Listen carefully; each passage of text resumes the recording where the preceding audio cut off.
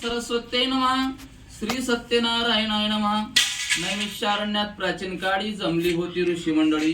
सुतपुराणिकास ते वेळी प्रश्न केला सर्वांनी. मनोकामना पूर्ण व्हावी, पूजा कोणती करावी, सोपी वाट दाखवावी मानवाशी मुनिवर्या.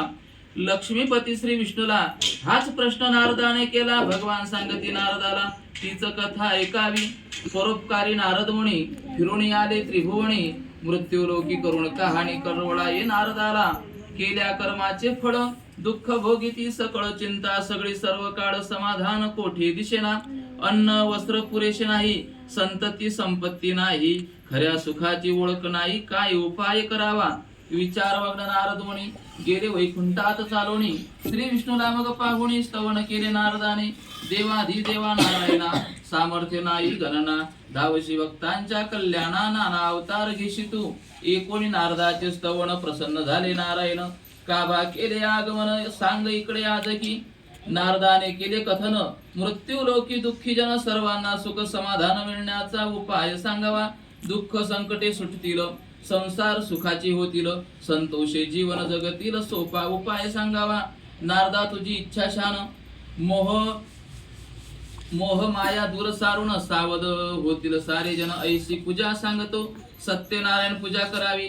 निर्मळ निष्ठा धरावी, दुःख संकटे दूर हटावी, समाधान सुख मिळेल. कैसे करावे व्रत संधान, तपशील सांगावा तो पूर्ण. फल कोणास मिळाले जाण सांगावे ते भगवंता. दुःख शोक भीती दूर, धनधान्य भरपूर, सौभाग्य संतती देणार, व्यापारात समृद्धी. या पूजेला मुहूर्त नाही, जाती पातीचे बंधन नाही, सान थोर हा भेद नाही, कोणीही पूजा करावी. आप्त मंडळीस बोलवावे, प्रसाद भोजनही द्यावे, धर्मनिष्ठास दान द्यावे, प्रार्थना निष्ठेने करावी. केळी रवा साखर दूध तूप सव्वा प्रमाण माप समान, पुरेसा प्रसाद करावा, खूप आनंदाने वाटावा. सत्यनारायण कथा ऐकावी, पोथी गायनात ही गावी, बहुता जनांना ऐकवावी, पुण्य पदरी पडेल. मानव देह जीव पावण, नर बरेन नारायण, परंतु सत्याची ती खुन पटली नाही कोणासही. आहार विहार संसार यातच प्राणी गुंतला फार, मनुष्य जन्मीचे कोणते सार ते कोणाकडे ना. म्हणून सत्यनारायणाचे व्रत निष्ठापूर्वक भक्तियुक्त हे केल्याने समाधान प्राप्त.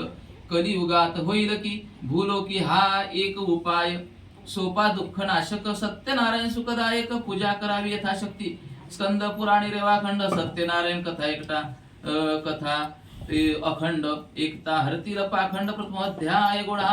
हरये नमः. हळद कुंकू गणपतीवर 3 वेळा टाका. त्या गणपती माझा. हरये नमः. हरये नमः. हरये नमः.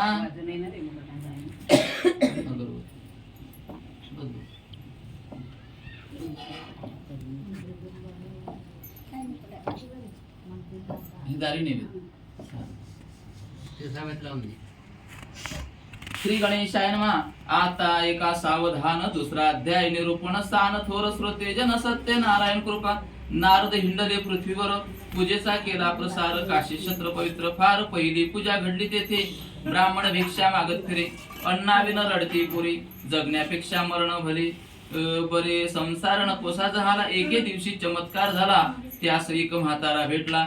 जणू की देवच समोर आला. कथन सारे सांगितले. म्हातारा हसून बोलला, जेवढी भिक्षा मिळे आजला, त्यातच समाधान मनाला वाटले का तुझ कधी. जास्त मिळावयाची हाव, या हवेत गुंतला मानव. सुखाला मग कसला ठाव, समाधान हेची सुख. सत्य सुखाची व्हावी जाण, सत्य हाच नारायण. पूजा भली मनोभावे ती जर केली, चिंता दुःखे दूर पडाली, सार्थक होईल जन्माचे. मग त्या वृद्धाने ब्राह्मणाला पूजा विधी समजाविला. ब्राह्मण श्रद्धेने म्हणाला, पूजा करीन मनोभावे. चिंतनात मग रात्र गेली. दुसरे दिवशी भिक्षा आणली, समाधानाने सामुग्री घेतली. पूजा केली निष्ठेने, प्रसन्नतेचा प्रभाव थोर. सहजची कामे पडती पार. उद्योग हेच लक्ष्मीचे घर. ब्राह्मण सुखी झाला, समाधान सुख घरात. प्रतिष्ठा लाभली समाजात. दर महिन्याला पूजा करिता सत्यनारायण कृपा झाली. अशीच एकदा भर दुपारी पूजा करीत होती स्वारी. मोडी विक्या एक दारी, लहानलेला आला हो.